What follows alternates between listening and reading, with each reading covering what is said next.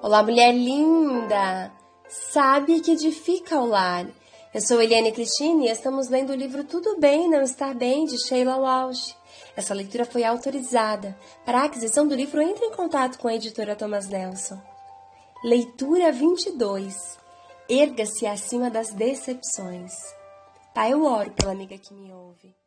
Pai, em nome de Jesus, que toda a decepção seja lançada aos pés da cruz, que ela possa ser fortalecida e encorajada no Senhor, que ela possa se sentir amada, renovada e restaurada, em nome de Jesus. Amém. Sempre antes de falar, eu me ponho de joelhos e peço a Deus que faça o que só Ele pode fazer. Quando olho para uma sala de rostos sorridentes, eu não tenho ideia do que se passa lá no fundo, mas o Senhor sabe, e pelo poder do Espírito Santo, milagres acontecem. Nesses momentos profundos, sempre sou lembrada da história de Cristo, alimentando 5.000 pessoas em uma colina. O relato está em todos os evangelhos, mas Marcos dá um detalhe que os outros deixam passar. Entender esse simples detalhe, a pergunta que Cristo faz aos amigos, mudou completamente minha perspectiva sobre o ministério. Quando Jesus saiu do barco e viu uma grande multidão, teve compaixão deles, porque eram como ovelhas sem pastor. Então começou a ensinar-lhes muitas coisas. Já era tarde, por isso seus discípulos aproximaram-se dele e disseram: "Este é o lugar deserto, e já é tarde. Manda embora o povo para que possa ir aos campos e povoados vizinhos comprar algo para comer." Ele, porém, respondeu: "Deem-lhe vocês algo para comer." Eles lhe disseram: "Isto exigiria 200 denários. Devemos gastar tanto dinheiro em pão e dar-lhes de comer?" Perguntou ele: "Quantos pães vocês têm? Verifiquem." Quando ficaram sabendo, disseram: 5 pães e 2 peixes. Marcos capítulo 6, versículo 34 ao 38. Nos tempos bíblicos, somente os homens eram contados em uma multidão. Então, se havia 5.000 homens, deveria haver com as mulheres e crianças pelo menos entre 9 e 10.000 pessoas. Isso dá uma multidão para encher uma arena. Você acha que uma multidão daquele tamanho, a única comida disponível era o almoço de um menino? Eu acho que não. Se havia mulheres na colina aquele dia, haviam lanches. As mulheres estão sempre preparadas com alguma coisa para o caso de os filhos ficarem com fome e começarem a fazer escândalo. Imagino que ninguém mais tenha oferecido a própria comida, porque achava que não seria o suficiente ou não queria compartilhar. O único a dar o que tinha foi o garotinho, com 5 pães de cevada e 2 peixinhos. Ele deu o que claramente não era suficiente. Então Jesus fez o que só ele pode fazer. Jesus, tomando os 5 pães e 2 peixinhos, e olhando para o céu, deu graças e partiu os pães. Em seguida, entregou os seus discípulos para que os servissem ao povo, e também dividiu os 2 peixes entre todos eles. Todos comeram e ficaram satisfeitos, e os discípulos recolheram 12 cestos cheios de pedaços de pão e de peixe. Os que comeram foram 5.000 homens. Marcos capítulo 6, do versos 41 ao 44. Foi um milagre na colina naquele dia, mas o princípio se aplica também a nós. Nós nunca teremos o suficiente para cumprir todas as demandas feitas a nós, mas tudo bem. Não se espera que tenhamos o suficiente, espera-se que levemos o que temos, o nosso obviamente não suficiente. A Jesus e peçamos-lhe que venha ao encontro da necessidade daquela situação. Quando damos a Jesus o nosso não suficiente, Ele o abençoa e o pade, e Ele alimenta o seu povo. Entender esse princípio mudou algo dentro de mim. Eu nunca terei o suficiente para tocar as necessidades de todos na multidão, quer seja uma multidão de 50 pessoas ou de 10.000 pessoas. Mas isso não é pedido de mim. Jesus simplesmente me pergunta: o que você tem? Ficou claro para mim naquela tarde no Canadá, que uma vez mais eu era como o garotinho da colina que assistiu a um milagre. Esse não era o tipo de milagre que daria um bom filme, ou o tipo pelo qual muitas vezes desejamos. Nessas histórias, todos são alimentados, todos são curados e todos os casamentos são restaurados. O que eu vi naquele dia foi a presença de Cristo aparecendo em meio a uma decepção devastadora e segurando alguém que mal conseguia se aguentar em pé. Assim como eu levei à mesa o pouco que tinha, o mesmo fez aquela corajosa mãe. Ela se levantou naquela manhã, lavou o rosto, vestiu-se sozinha, foi se juntar a uma multidão de irmãs, confiando que Cristo lhe viria ao encontro naquele pouco que ela fora capaz de levar. E ele o fez. O simples ato daquela mulher se levantar e decidir ir até lá foi um ato de adoração. Eu amo esse detalhe que João incluiu ao contar a mesma história. Em seguida, Jesus pegou o pão, deu graças a Deus e os repartiu com todos. João 6,11. Jesus agradeceu ao Pai por aquele não o suficiente que foi dado por um garotinho. O princípio espiritual de trazer o pouco que temos e confiar que Cristo virá ao nosso encontro aplica-se a todas as áreas da vida, não apenas aquelas que entendemos como situações ministeriais. Eu vejo tudo da vida como ministério. 24 horas por dia, 7 dias por semana. Para mim, tornou-se um hábito diário reconhecer cada manhã que eu não tenho o suficiente para os desafios que aquele dia me reserva e pedir a Cristo que me encontre neles. Quando você e eu fazemos isto, Cristo dá graças.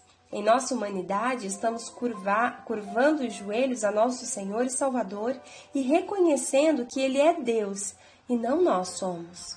Oferecer em fé o pouco que temos é um presente para Jesus. Acho significativo que, após a multidão ter comido o quanto quis, sobraram 12 cestos, um para cada discípulo. Esses não eram como as pequenas cestas delicadas das quais colocamos os pães à mesa. Eles eram cestos grandes nos quais os soldados romanos guardavam as espadas. É como se Jesus estivesse dizendo aos seus amigos mais íntimos: vocês pegaram agora? Entenderam? Vocês nunca terão o bastante, mas esse não é o ponto. Em mim é mais do que o bastante. Há tantas situações que precisamos da graça, de um milagre cotidiano. Você tem sofrido como mãe? Talvez você tenha 3 filhos que precisam estar na mesma hora, cada um em um lugar diferente, e isso é esgotante. Muitos dias você se sente frustrada, alguns dias você se sente um fracasso. Você sofre no trabalho? Seu chefe tem expectativas excessivamente altas que você não consegue cumprir, e assim você se sente constantemente estressado e ansioso. Esse tipo de pressão é paralisante. Em vez de incentivar o melhor que existe em você, a mensagem é que não importa o que você faça, nunca será o suficiente. É difícil atingir esse padrão. Você está lutando com sua saúde mental? Você pensa nos dias em que a vida era diferente e conseguia fazer muito mais? Agora você sente que tem pouco a oferecer? Seja o que for que você esteja enfrentando agora, Cristo lhe convida a trazer quem você é e o que você tem ou não tem a Ele em honestidade e humildade e esperar com Ele ali. Senhor, eu não tenho energia suficiente, não tenho tempo suficiente, não tenho dinheiro suficiente, eu não tenho paciência suficiente ou eu não sou o suficiente. Enquanto esperamos diante dele, o convite vem. Venham a mim, todos os que estão cansados e sobrecarregados, e eu lhes darei descanso. Tomem sobre vocês o meu jugo e aprendam de mim, pois sou manso e humilde de coração. E vocês encontrarão descanso para as suas almas, pois o meu jugo é suave e o meu fardo é leve. Mateus capítulo 11, do versos 28 ao 30. Um jugo é algo colocado sobre os ombros de 2 bois. Eles carregam o peso juntos. O convite de Cristo para nós é maior. Ele andará ao nosso lado e Ele carregará o peso. Eu costumava questionar a Deus quando conhecia alguém em tanta dor, como aquela mãe que enterrara recentemente o filho. Como Deus pode permitir que essas coisas aconteçam? Eu tinha dificuldade porque usava meu entendimento humano para tentar compreender os planos e caminhos divinos. Nunca saberei o suficiente sobre ele deste lado da eternidade, a ponto de deixar tudo muito claro como cristal. Então eu não questiono mais. Em vez disso, eu oro por essas pessoas, muitas vezes com lágrimas rolando pelo rosto, e eu adoro a Deus naquela posição sagrada de não entender. Essa pode parecer uma resposta estranha, pode parecer uma obediência semelhante à de seitas que é fora da realidade. Mas longe disso, para mim não há realidade maior que o amor e a fidelidade de Deus. Eu nem sempre vejo a mão de Deus em uma situação de partir o coração, mas como escreveu o grande pregador Charles Spurgeon, E quando não conseguimos detectar sua mão, devemos confiar em seu coração. Pense dessa maneira: eu não estou vivendo pela fé se tenho uma resposta para tudo. Se eu entendo tudo o que Deus faz ou deixa de fazer, então só me resta amá-lo com minha mente. Nós somos chamados a amá-lo com mais do que isso. Quando um especialista em lei religiosa perguntou a Cristo o que tinha de fazer para herdar a vida eterna, Cristo perguntou-lhe como ele entendia as leis dadas a Moisés.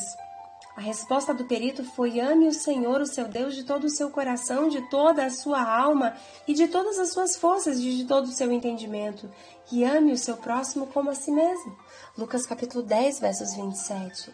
Cristo disse que ele havia respondido corretamente: coração, alma, forças e entendimento. O que isso parece para você e para mim agora? Amamos com o coração, mesmo quando ele está partido? Amamos com a alma, mesmo quando nossa humanidade luta contra a nossa situação? Amamos com nossas forças, mesmo quando estão quase acabando? Amamos com nosso entendimento, mesmo quando não entendemos? Se você conhece alguma coisa da minha história, sabe que não digo essas coisas de fórmula frívola. Eu falo com fé, acreditando 100% de modo tão profundo quanto a medula em meus ossos, que Deus é bom e podemos confiar nele, mesmo quando não entendemos a situação em que nos encontramos na vida. Como Paulo escreveu à igreja em Corinto: agora, pois, vemos apenas um reflexo obscuro, como em espelho, mas então veremos face a face. 1 Coríntios capítulo 13, versos 12. Uau! Glória a Deus! Veremos face a face. Entendemos todos os porquês. Neste momento oramos, Pai, e pedimos que o Senhor nos faça compreender apenas o para quê. Para que está acontecendo isso na minha vida? E que assim, como Charles Spurgeon, tenhamos essa frase como convicção e como uma profissão da nossa fé também.